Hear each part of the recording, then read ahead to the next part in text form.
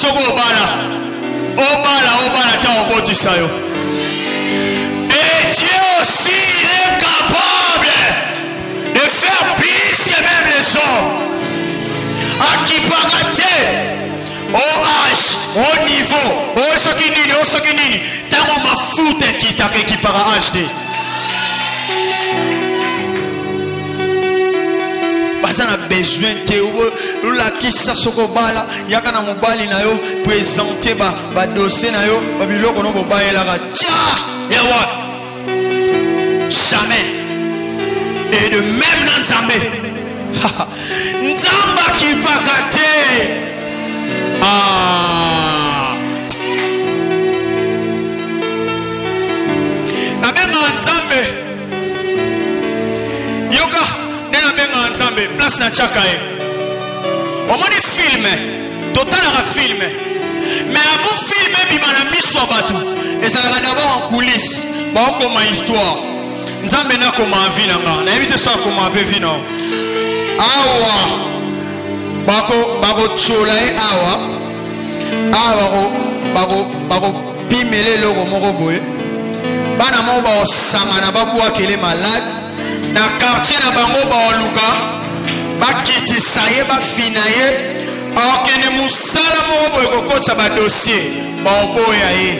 Mais na bimisa musala mususu. Kuna nesoba ke ego simba aba obeta okweya mena page oyo tamu na obalola ana chena page na mona awa babete pe masasi babeti masasi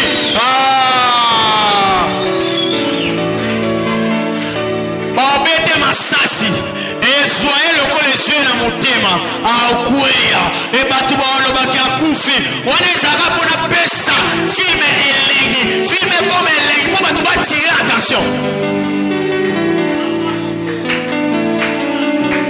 filme silité parce que son acteur akweya filme sili acteur filme akufa kate jamais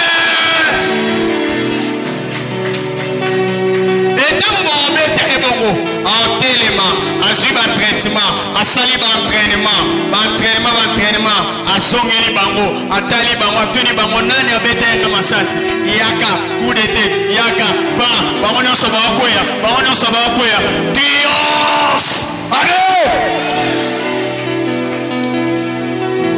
wana écrivain a commis yemoko écrivain a réalisé yemoko caméraman yemoko photographe yemoko monteur en scène yemoko amen yemoko nyonso vinanga na invité ceux na commis na page ni ya vinanga mais déjà comment nyonso eza déjà azo balolaka ba page ceux dolali to alamuki abaloli page lelo mandi lelo bima boye na opese tout dans moi 5000 mots kuna aussi 5000 alors tu n'as pas il y a moi des avina à son personne pour survivre il y a moi le loba qui dans les désirs moi les alakate mais ça ça tout pour bimisa mai afin que peuple israélite dans son temple dans le désert mais la mai poison souffle au temple parce que le chemin est long. Tout continue. Bible Talisanga, n'a appelé sur David. 1 Samuel, chapitre 16, le verset 6. 1 Samuel, chapitre 16, le verset 6. 6 à 13. Alors, Nzambe apesi Samuel Ningisa kende ko wende David. Et Nzambe amonaki quelque chose na kati ya David. Et na arrivé à Samuel na ndaku ya ba David papa nezaki Isaïe ya mbia koyena yo eza ko annoncer quelque chose de bon. On tamba tininga alobina pakola mwana yo kokota ba atala bo amoni Eliab ngambe mobali atonda beauté alinga wonde nzamba yise non kotala ka apparence te mutunda tala ka apparence muto yozo libo wende na rejetai kotala ka apparence te bien-aimé, zana bongo bongo, mais kati na yo, uzambeza kati na yo. Ils étaient 7, tous les 7 fils, baleki, Elia baleki, Abinada baleki, Shama baleki, Wana nyoso baleki. Est-ce qu'on a parole là? Mouton zamba tinenga wapi? Atuni Isaïe, ba nyoso zana bango ote, moko tikali, azana zamba. Tinda mutake ebenga yo. Tinda mutake ebenga. Abi yoka pardon. Abi la 11. Puis Samuel dit, Isaïe, sont-ce là tes fils? Il répondit, il reste encore le plus jeune. À minimiser d'abord. Parce que Alaki Kade n'a pas mon yonso. A tel oh. Mais mouton comment? A tiki ba yaya. A tiki ba dominene. Ah, que peut Samuel no mukiao. À minimiser il est le plus jeune. Le plus jeune. Tinda mutake benga. Et David na samba allait koboko la bampate. Et Baté Ebele balobaka David était rejeté. Mais ngana yo koyebi sayo David azalaki rejeté parce que natango kala richesse abatu evandaki na bampate. Evandaki na élevage. Evandaki na élevage. Et papa na ye atindaki kuna abatela bampate. Et David kuna abaneko osala musala ni ane osala azalaki berger et la bergerie wana abaneko soit formation. Et nous aussi tous formation notre imité tous en coucou tous en formation. Oui formation mes amis. Et dans mon lieu aïe bapate David a joué a déchiré a boussaillé a joué a déchiré. Tout ça c'était des formations. Et Dieu veut démontrer que la formation aujourd'hui un jour est au matin. Ah il est au monté et les mélanges. Ata fake yendegenin otale ngolobi lion kutu le roi de la forêt na panzaï bon kende bo amen tu comprends azaki formé et nzamba moni utana samba petit qu'il était jeune qu'il était nzamba taliba grand a été mais ponika David abi kaka ye wana aye mafuta apakoli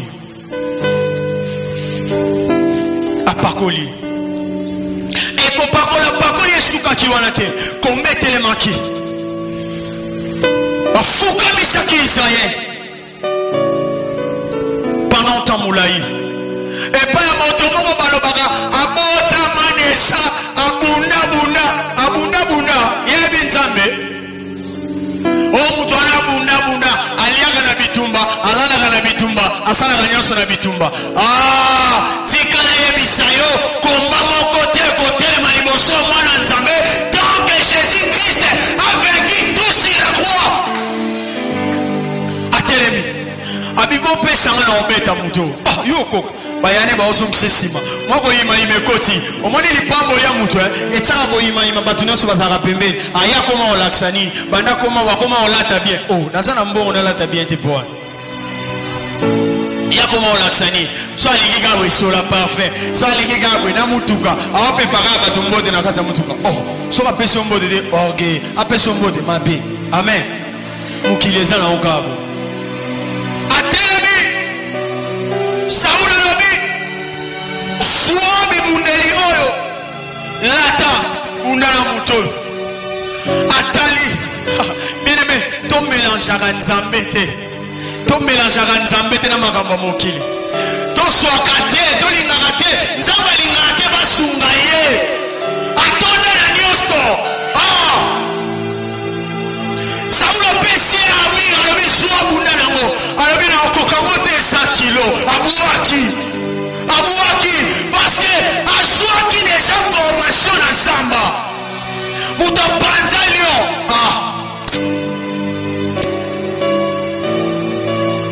toleka histoire ya David eleki amen akwesi Goliath akwei renommé Mati David ekoti koyima na Israël koima imekoti na terri na mateya nanga nazo kita déjà. Genèse chapitre 49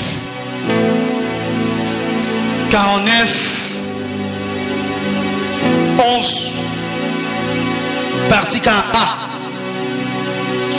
La Bible dit il attache la vie son âne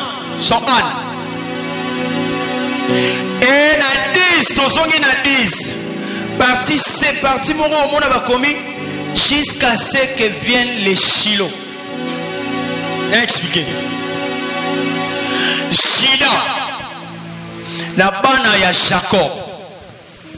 Juda bokitani ya Yesu ti oyo koma na Yesu. Yesu abima na Juda. Et awa Bible zotalisa biso Jacob alinga kufa azo bénir bana azo loba malamu likolo ya bana azo loba malamu. Dans verset 11 wana lobi il attache la vie son âne akangi mwana ya pate na nzete. C'est qui? Juda akangi mwana ya pate.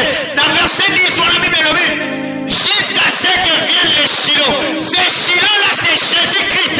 Et la Bible dit dans l'entrée de Jérusalem Dieu s'est servi avec un âne en matière de ya punda. Et tu vas triompher. C'est toi cet âne, c'est toi cet âne, c'est toi cet âne. Et Jésus va monter bakotana maputa. Jésus te na koniata mais yondo koniata likolo. Yondo koniata mais Yesu azozo gloire. Ni pas moli non dezo pesa Jésus gloire. Ni pas moli non dezo poussa batuba poussa na pembe na nzambe. Avant kota na Jérusalem et sengaki bafungula mpunda wana Jésus alobi bokende na zamba moko bokomona mpate mo bakanga ye wana mpate wana shida mutakanga ye depuis jeunesse Jésus yo fungula ye bien aimé oza bloqué te mpate wana azalaki bloqué te azalaki formé abene kozwa formation place azalaki malgré nazalaki wana ozomona bampate mosusu bazalaki libre oyo akialie azoliana banyama mpe bafoisin bazalaka kolo na bango mbongo ezata bimisi bango kabokende lia na butu bazongi baye balali na tongo afongoli bango mais ye azalaki bien réservé malgré ane komona baye bazongi ye atikalaka na singa wana. Il a fallu un homme Jésus avant à côté de Jérusalem. Il a fallu un âne et âne wanizayo pour se servir, pour se servir.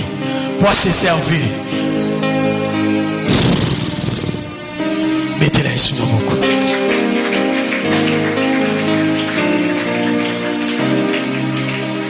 La Bible dit dans le livre de Marc chapitre 11. Pardon, Totika yango déjà totangi pardon. Totangi yango déjà. Et la Bible nous montre encore.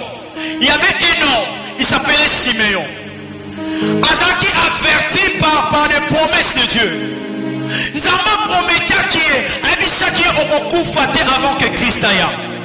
Et cet homme Azaki patient na promesse en Nzambe. Et mon papa n'est qu'au bêta tolonga na au coup faté. Faut la mona Jésus. On est causé la Jésus à Botama. A comme il fiait et place na Ezaki toujours l'église. Et l'église n'a pas parlé Christ mais dans la présence de Dieu. Toujours à côté de Dieu. Toujours écouter Dieu. Toujours. Et dans le moment de Jésus, à Seigneur Marie et Joseph, au Père Sangaï, à Yambi Jésus, c'était des promesses. On a des promesses parmi d'entre nous. Tous avons des promesses. Pourquoi tous avons commis Tungi Sama? Pourquoi tous avons commis Tuna? Pourquoi tous avons commis ce qui Siméon a cela qui prêt à cela qui Jésus a botam. Parce que Jésus annonce à Jésus et ben depuis le livre il y a Genèse. Depuis le livre il y a Genèse premier. Jésus. Et jusqu'à ce que promesse est au Kokisama. Dans le livre de Matthieu. Combien de temps? Pendant combien de temps? Mais promesse est Kokisama qui toujours. Promesse est Kokisama qui. kolanda mukilité kangama na nzambe promesse no wana ekokisa. Dieu n'est pas un homme pour mentir. Soki akosa sarate o andimaka te na age akoma nango akokaka kobota. Sarah talaka malgré Sarah atutaki na présence à serviteur de Dieu ba kotala ye. Mais si obota ye pas joki atalaki temps abi âge ana âge nanga na kobota te. Mais makambo nzambe qui pa âge te. Soit kosa Sarah te. Soit kosa bisote koya Yesu Masia. Bon pourquoi yo akosa? Il va réaliser sa promesse na vie na yo. Na 4 choses on a lina taliso na vie ya mutu. Et 4 choses wana il faut zala nango na mutu na yo. Faut tambola nango. Nous avons la naissance. Il y a un temps je sais nga mutu abotama. Naissance nous avons parlé dans des volets. Naissance à kobotama mwana soka botami. Naissance azaki bébé akoli. Abimi pardon abotami na libumu. Et mutupe tant kaye bébé na nzambe sika azana na naissance. Ezo senga na ye alia biloko oyo ezaya bana miki. Oyo ezaya bo bébé kozala précédé. Il y aura un temps deuxième point de kotana la croissance. Croissance, cela veut dire quoi? Kokola par rapport aux ala qui bébé, au long bébé, au colis, et c'est un moine à côté classe, et c'est un moine à kotambola, et c'est un moine à ceci, c'est là, qu'on a la précédé. Osa, la place ni, osa, nouveau-né, osa, la croissance, parce que croissance c'est un développement. Tout ça, la maturité. Et tant qu'on a la croissance, il faut qu'on mature. Mature les gens muto avana, muto aza souté ba obete fimbu. Ayo yo karaté non. Asa mature, a collé avana déjà. Asa muto lobela souté. Et dernier, c'est le déclin. Déclin, tobengango la mort. Kufa ya mutu, shiti ya mutu. Donc mutu aza na 4 choses na vie na ye. Faut marcher nango. Marcher na 4 choses Soro marcher nango. Osa précédé par rapport au nzamba bongisa pona. Osa la précédé. Osa la à l'aise. Obota misika. Ba lié sokoli jusqu'à ce que osila. Et conseil ya suka na kangi papier nanga, na kangi kaye nanga. Conseil. Un livre ya Jean. Bible parlait sur la multiplication des pains. Bible lobi lié au bazala qui ezalaki désert. Là ça retrouver le kwarolia ezalaki ti. Mais lorsqu'il y a la présence de Christ, ba yeba ebisi Christ, batu bazana nzala. Batu bazana nzala, tuni ba bazana ni. 5 poissons dans des pains.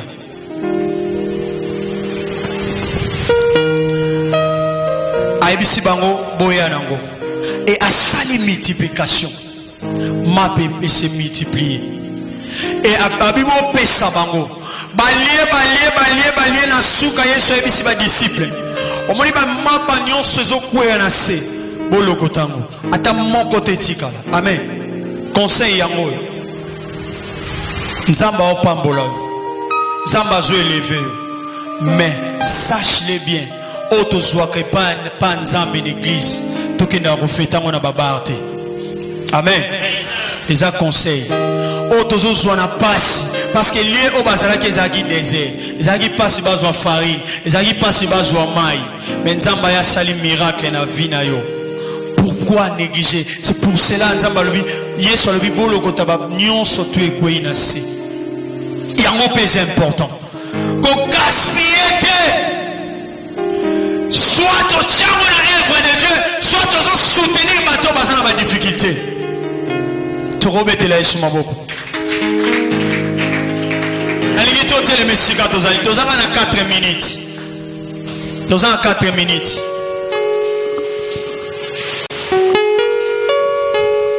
Jésus. Nazana sija kopesa yote.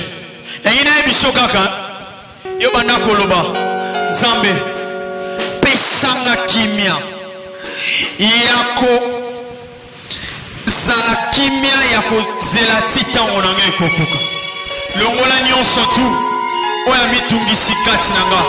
Ezala musika tobondeli na kombo la Yesu.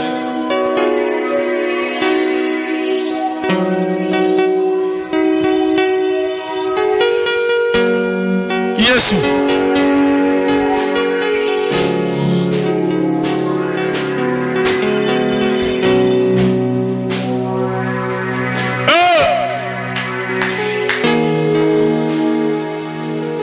Nzambe pesa biso kimia.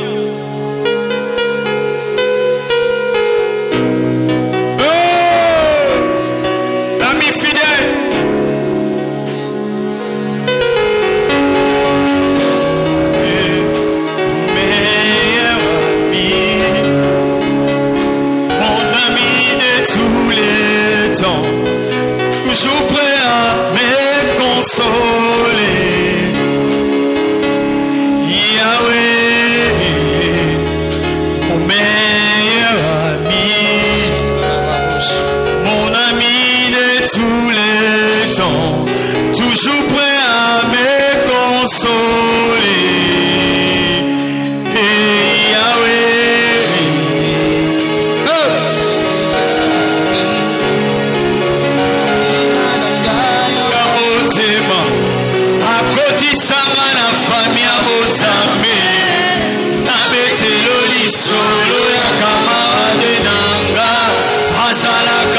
Susu kamadete akomana efamina ngai yeba meilleur ami, son nom c'est Jésus, son nom c'est Jésus,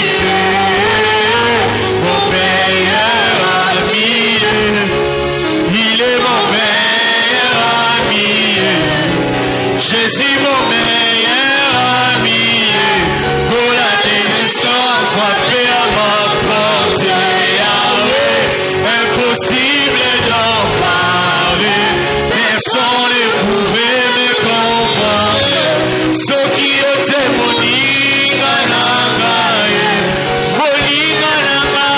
tango nyonso, Jésus, mon meilleur